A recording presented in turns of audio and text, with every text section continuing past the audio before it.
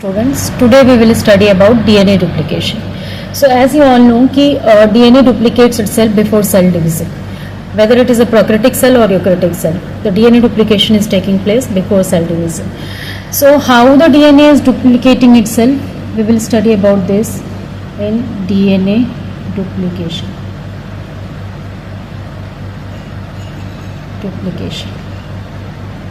So what is the mechanism behind it? DNA duplication. As you all know, DNA is a double helical structure. So double helical structure है and it is the duplication of DNA. This process is taking place and this is semi-conservative in nature. Semi-conservative means one will be the older strand and with the older strand the new strand will be synthesized. So one will be, when the DNA duplication is taking place, then DNA is duplicating itself, two copies are formed. One is from the older one and the other is the newly synthesized. So here in the picture you can see that red one is the newly synthesized and the black one is the older one. So it is semi-conservative in nature. Now what is the mechanism?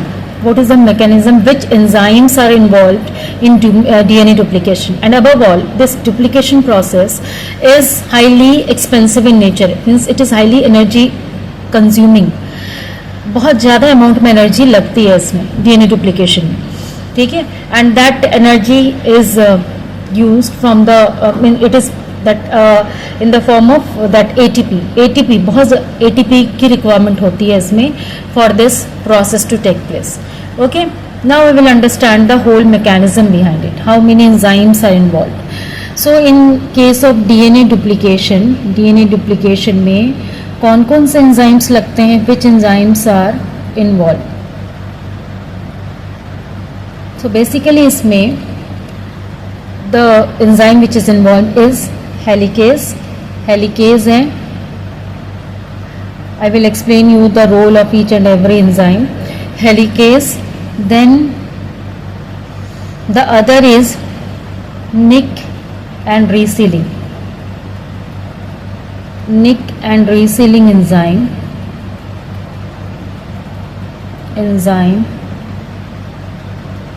or it is also called topoisomerase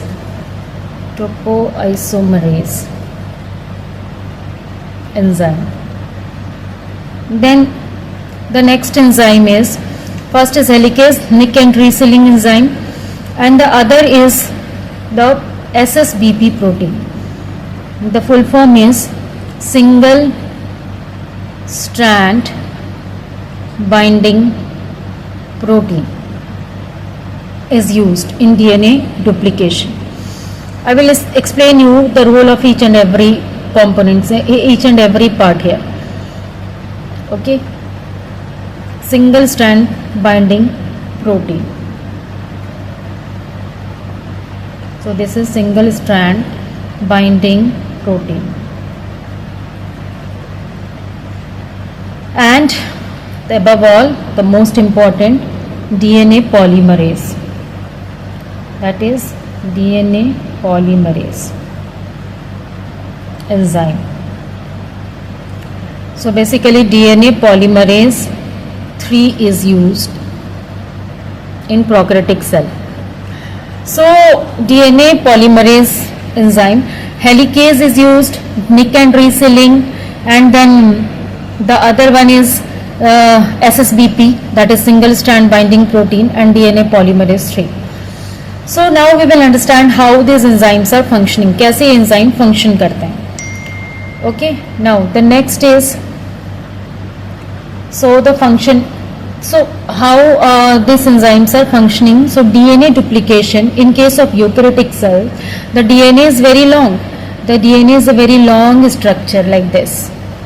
So in case of prokaryotic cell, it is forming replication bubble बनाता है ये, because it is a very long structure. तो अगर if we will start from one end, तो एक तो बहुत it will take too much time also, and the other is DNA duplication में I have already told you that it is a very expensive process. इसमें बहुत ज़्यादा energy लगती है. तो इसको in eukaryotic cell what happens कि पूरी DNA में मीन्स DNA बबल्स जगह जगह पे फॉर्म होते हैं. It is form, DNA bubbles are form and at that point DNA is duplicating itself. तो पूरी जो लेंथ है उसमें there be so many replication bubble will form and at that point the replication will take place simultaneously. तो ऐसे क्या होगा, what will happen, the DNA duplication will take place more easily, आसानी से हो जाएगा and less time consuming will be there. Okay, but in case of prokaryotic cell एक single origin of replication होता है. Origin of replication is there. From there the DNA starts duplication. Now the main thing is how the enzymes are helping in DNA duplication. DNA duplication में enzymes कैसे help करते हैं? Like you know that it is DNA is a coiled structure. DNA is a coiled structure. It is highly coiled structure. तो इस coiling को break करने के लिए, to break this coiling, इनमें बीच-बीच में you know that in between hydrogen bonds are present. In DNA, this double helical structure, both the strands are joined together by hydrogen bonds. तो in hydrogen bonds we have to break this hydrogen bond.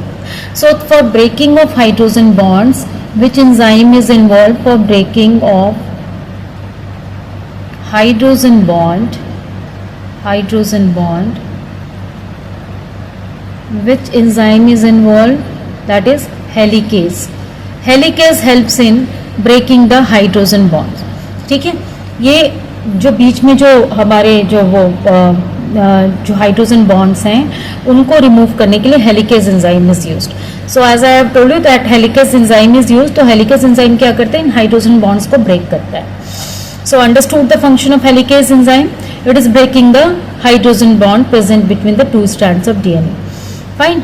Next is the DNA. I have told you that is a highly coiled structure. It is a highly coiled structure. तो इसमें क्या होगा कि this coiling tension, even if you have broken the hydrogen bond, again it may happen that the coiling will take place again. जैसे एक wire होता है, like wire is there and जो हमारे घर की जो वायर्स होते हैं, टू वायर्स, जैसे तुम यू मस्ट हैव सीन कि they are coiled together. If you want to separate them, they again get coiled. उनके अंदर कॉइलिंग टेंशन होती है तो वो वापस से कॉइलिंग उसमें हो जाती है अगर उसको सेपरेट करने की कोशिश करेंगे. Here also when the hydrogen bond is broken, but the coiling tension we need to remove from this DNA. This DNA हमें क्या करना है, इस DNA की में से इसकी कॉइलिंग टेंशन को रिमूव करना है. इसके कॉइलिंग टेंशन को रिमूव करना है. So how the coiling tension is remove, कि we have one enzyme nick and resealing. What it does कि ये यहाँ पे जगह जगह पे क्या करता है, कट्स लगाता है. तो cuts, when the cut will means it will cut the strand, the coiling tension will be remove and again it reseal it, उसको वापस से ज्वाइन कर देता है. So that the whole coiling tension can be remove. तो इसके coiling tension को remove करने के लिए the enzyme is nick and resealing enzyme. Nick and resealing enzyme. तो ये एंजाइम क्या करता है, resealing enzyme. What it does कि ये 1 minute, nick and resealing enzyme, what it does, nick and resealing enzyme. इसकी फंक्शन क्या है, it makes cut in DNA के स्ट्रैंड्स में ये कट लगाता है. Cut the DNA and then DNA and again joins it to remove coiling tension. Coiling tension को remove करने के लिए this enzyme is used. Okay, so this is the role of nick and resealing, and the same function is done by topoisomerase in prokaryotic cell. Okay, so this is the function of nick and resealing enzyme. It makes the cut in DNA. तो उससे क्या होगा, coiling tension remove होगी and again join it. Okay, fine. Then next is the other enzyme is other protein. I have told you SSBP protein. SSBP. that is the single strand binding protein. Single strand binding protein. इसकी function क्या है? What is the function of this binding protein? ये क्या करता है? जो हमारे जो डीएनए है उसमें से कॉइलिंग टेंशन तो रिमूव हो गई, but again it may happen कि हाइड्रोजन बॉन्ड वापस से एस्टैब्लिश हो जाए, तो उसको उस वापस से एस्टैब्लिश ना हो हाइड्रोजन बॉन्ड और उस पूरे स्ट्रैंड को अलग कर सके हम properly, to separate it properly, SSBP protein is used. SSBP protein is not allowing the hydrogen bond to form again. It does not allow the hydrogen bond to form again.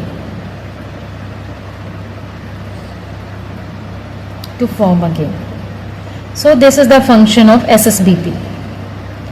Now the main function is of DNA polymerase.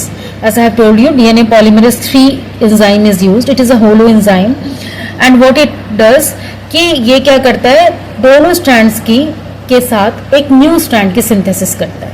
So we will understand that like here. I'm making a replication fork. As I have told you कि replication bubble बनता है, तो उस bubble को अगर हम 20 से divide करें तो एक replication fork बनेगा. And you know that DNA के स्ट्रैंड्स में उसकी जो एंड्स होते हैं, एक 3' एंड होता है end the other is 5' end, according to the you know the position of phosphate group. ठीक है, अब ये 3' एंड है और दूसरा 5' एंड है. नेक्स्ट स्ट्रैंड पे क्या होगा? एंटी पैरेलल होते हैं दोनों strands. These strands are anti parallel, so one will be the other will be 5' to 3' end. Fine. 3' end क्या है? जहां पे एक फ्री हाइड्रोक्सल मतलब OH ग्रुप प्रेजेंट है. 5' एंड पे फॉस्फेट ग्रुप होगा. 3' एंड पे एक फ्री OH ग्रुप प्रेजेंट होगा. Now these are the 2 strands of DNA. अब ये क्या है? Replication fork is form. तो रेप्लिकेशन फोर्क जब फॉर्म हुआ, अब इसके पास इस रेप्लिकेशन फोर्क पे ही हमारे क्या होगा? डीएनए जो होलो एंजाइम है डीएनए पॉलीमरेज 3 वो काम करना शुरू करेगा. And one important thing is DNA polymerase 3 हमेशा DNA polymerase 3 is doing synthesis in 3 is able to synthesize new strand in the direction is able to synthesize new strand in 3' to 5' direction. ये हमेशा new strand के synthesis जो है ये जब new strand के synthesis ये करता है 5' टू 3', बट रीडिंग जो करता है ये हमेशा 3' टू 5' करता है. It is synthesizing the new strand in 5' to 3' direction, but इसको जो रीडिंग करनी होती है स्ट्रैंड को, यहाँ हमारे पास 2 स्ट्रैंड्स हैं. ये this DNA polymerase 3 is able to read this template भी कहते हैं स्ट्रैंड्स को जिनसे हम न्यू स्ट्रैंड बना रहे होते हैं. Templates in 3' to 5' direction. जब ये 3' टू 5' डायरेक्शन में रीडिंग करेगा, then it will be able to form this new strands in 5' to 3' direction. तो this is the 3'. ये हमारा 3' to 5' डायरेक्शन में है. How we have decided कि ये 3' to 5' है? Because जब replication fork जो है, how we will see it, जो open end है उससे close end की तरफ जाते हैं. This is the open part. हमेशा the new strand will be synthesized from the open part to the closed part. जो खुला हुआ पार्ट है उससे जो उसकी तरफ से ये जाएगा, जो नहीं खुला है उसकी तरफ. तो this is the 3' end to 5' end. यहाँ पे ये एंजाइम आएगा और न्यू स्ट्रैंड के सिंथेसिस करेगा, but it needs a primer for that. ये means this DNA polymerase 3 is needing a RNA primer. उसको एक आरएनए का प्राइमर चाहिए. क्यों? बिकॉज ये न्यू सिंथेसिस तभी करेगा जब इसको एक फ्री OH ग्रुप मिलेगा. और वो that free OH group is provided by RNA primer. वो अपनी तरफ से सिंथेसिस नहीं स्टार्ट कर सकता, नहीं सिंथेसिस नहीं कर सकता जब तक कि उसको एक न्यूक्लियोटाइड की छोटी सी न्यूक्लियोटाइड की चेन ना मिले जिसमें कि एक फ्री OH ग्रुप हो। तो free OH group it needs for the synthesis of new strand. तो that free OH group is provided by RNA primer. RNA primer, RNA primer is required for the synthesis of new strand. New strand के synthesis में RNA primer चाहिए होता है and this RNA primer is provided by primase enzyme. RNA primase, कौन सा enzyme चाहिए इसके लिए? RNA primase. This primase will be able to provide the primer. ठीक है, तो यहाँ पे एक प्राइमर चाहिए, छोटा सा एक न्यूक्लियोटाइड जिसमें एक फ्री OH ग्रुप होगा, one free OH group will be there. Then the DNA polymerase 3 will start synthesis in the direction 5' to 3'। अब this strand, इस strand को देखो, ये 3' to 5' जा रहा है, तो रीडिंग तो ये आसानी से कर लेगा DNA polymerase 3। It will be able to read this, हाँ आराम से इसको पढ़ लेगा एंड रीडिंग करके ये सिंथेसिस कैसे करेगा? यहाँ पे प्राइमर इसको मिल गया, it has means the primer is present here. अब ये यहाँ पे न्यू सिंथेसिस करेगा ऐसे from in the direction 5' to 3'। ठीक है, ऐसे करके ये यहाँ पे सिंथेसिस शुरू कर देगा। तो 3' to 5' आसानी से ये सिंथेसाइज कर लेता है। But as I have told you that this is a holoenzyme, एक ही साथ ये दोनों स्टैंड्स पे काम कर रहा होता है। इधर 3' to 5' एंड पे भी it is working and 5' to 3'। But the problem is in this 5' to 3' template कि ये रीडिंग करता है। I have already told you कि DNA polymerase is able to read only in the direction 3' to 5'। अब यहाँ पे what is the problem here कि ये तो स्टैंड 5' to 3' है। So what it will do and at the same time DNA polymerase 3 जो है वो दोनों स्टैंड्स पे एक साथ ही काम करेगा। ऐसा नहीं है कि एक स्टैंड पे पहले करेगा देन नेक्स्ट स्टैंड पे, वो दोनों स्टैंड पे साथ में ही काम करेगा। It will work simultaneously on both the strands.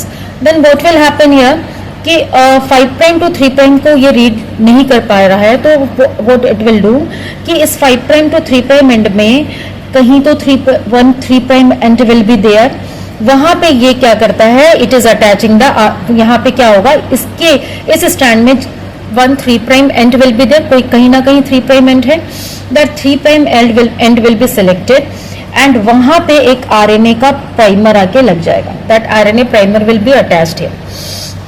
Now ये अब ये RNA का primer is attached here at the 3' and and what will happen? The synthesis of enzyme will be, the synthesis of new strand will be done like this।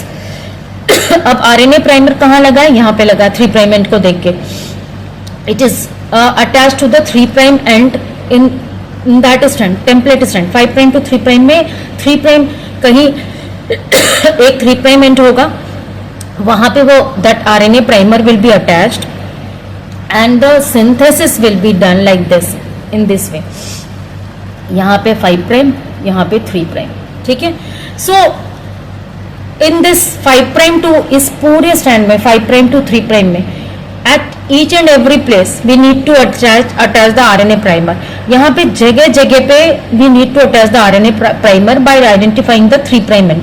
अब जैसे यहाँ पे फिर एक RNA का primer will be attached and now the synthesis will be done like this। The synthesis will be done like this। Again one RNA primer will be attached and the synthesis will be done like this। So in this way the synthesis is done in 5' to 3' direction by reading the strand in 3' to 5' direction। अब ये actually है तो 5' to 3' direction में strand, but reading हम कैसे कर रहे हैं इसमें? We are attaching the RNA primer at various places and वहां से 3' end to 5' end को select करके हम इसकी reading कर रहे हैं। And now what is the difference you are seeing here कि ये जो पहले वाला स्ट्रैंड था 3' to 5' वाला, उसमें एक बार एक RNA का प्राइमर लगा and the synthesis will start continuously। But यहाँ पे क्या है? discontinuous strand at this place what will happen, discontinuous strands will be formed. These are called lagging strands. So 5' to 3' direction में whenever the synthesis is done, we need RNA, various RNA primers, and मतलब means we need to attach RNA primer at various places, and जो synthesis होगी that will be discontinuous and a lagging strand will be formed. अब यहाँ पे कैसी strand बन रही है, जो new synthesis हो रही है ये कैसी हो रही है, lagging. The lagging strand is formed. और इस वाले स्ट्रैंड पे क्या था, इस वाले स्ट्रैंड पे क्या है, यहाँ पे कैसी सिंथेसिस हो रही है, leading strand will be form. Leading कैसी स्ट्रैंड बन रही है, लीडिंग. सो डीएनए पॉलीमरेज, जो डीएनए के दो स्ट्रैंड्स हैं, it is able to read only, reading ये किस डायरेक्शन में कर सकता है, I have already told you, DNA polymerase हमेशा रीडिंग 3' to 5' करेगा, बट सिंथेसिस वो 5' to 3' करेगा. As I have already written here कि सिंथेसिस वो हमेशा 5' to 3' करेगा.